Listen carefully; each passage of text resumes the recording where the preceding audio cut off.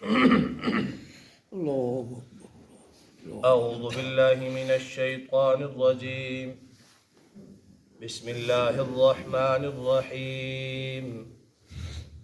الحمد لله الذي له ما في السماوات وما في الأرض. تمام تر حمد و ثنا اس اللہ ہی کے لیے ہے جس کی ملکیت ہے جو کچھ آسمانوں میں ہے اور جو کچھ زمین میں ہے. وَلَهُ الْحَمْدُ فِي الْآخِرَةِ، اور اسی کی حمد و ثنا آخرت میں بھی ہے. وَهُوَ الْحَكِيمُ الْخَبِيرُ، اور وہ حکمت والا خبردار ہے. يَعْلَمُ مَا يَلِجُ فِي الْأَرْضِ وَمَا يَخْرُجُ مِنْهَا، وہ سب کچھ جانتا ہے جو زمین کے اندر داخل ہوتی ہے. وَمَا يَخْرُجُ مِنْهَا، اور جو چیز اس زمین سے نکلتی ہے. وَمَا يَنزِلُ مِنَ السَّمَاءِ، اور جو چیز آسمان سے اترتی ہے. وَمَا يَعْرُجُ فِيهَا، اور جو چیز آسمان کی طرف چڑھتی ہے. وَهُوَ الرَّحِيمُ الْغَفُورُ، اور وہ اللہ مہربان اور بخشش کرنے والا ہے. سورۃ السبا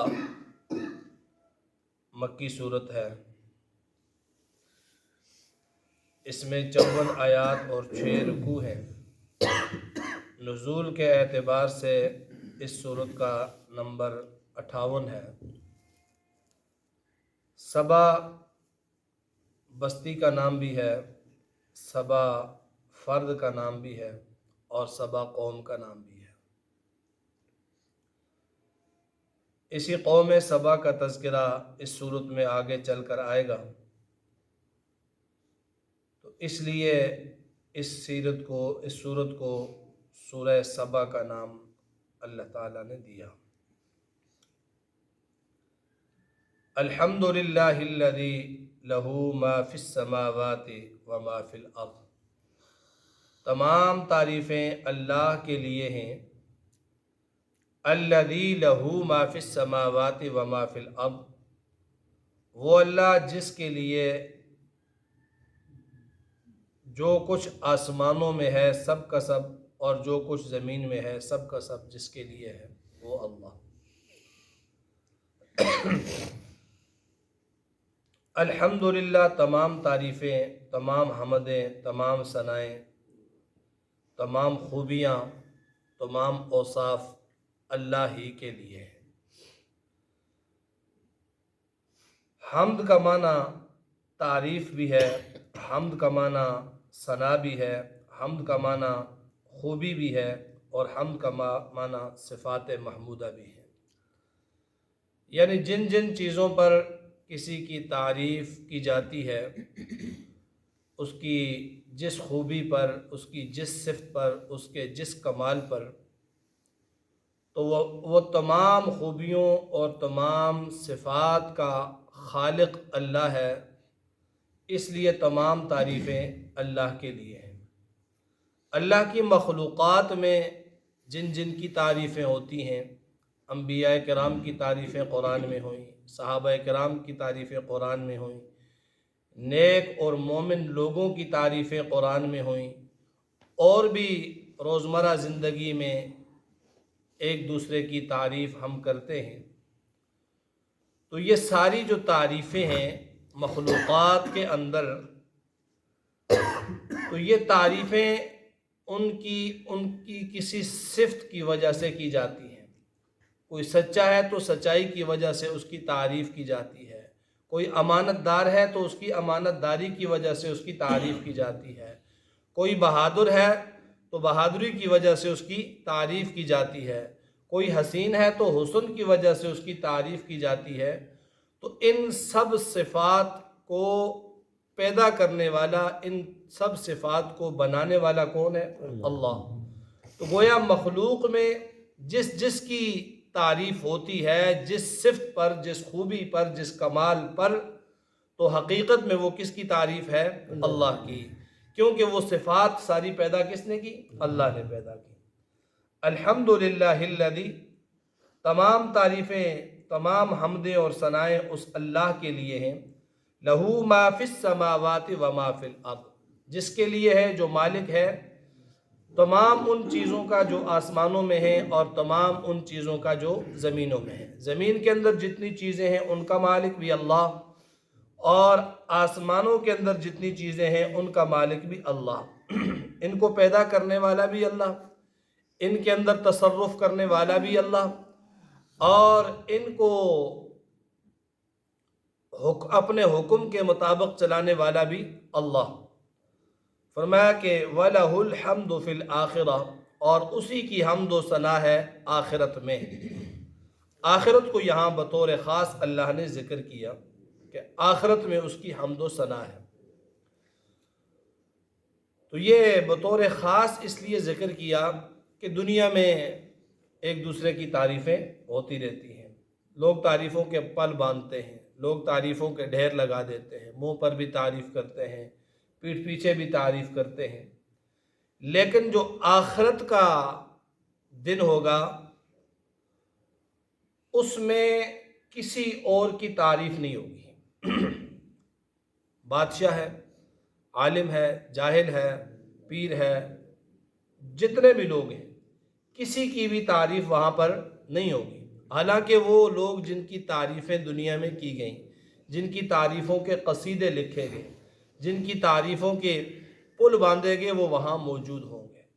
اور یہ وقت وہ ہوگا جب اللہ تعالیٰ سب کو زندہ کریں گے۔ زندہ کرنے سے پہلے اللہ فرمائیں گے لمن الملک اليوم، آج کے دن بادشاہت کس کی ہے، آج کون بادشاہ ہے؟ تو وہاں بادشاہ بھی دنیا کے مرے پڑے ہوں گے، اور بڑے بڑے سپہ سالار بھی ہوں گے، بڑے بڑے لوگ ہوں گے، تو کوئی کسی طرف سے کسی کی کوئی آواز نہیں آئے گی۔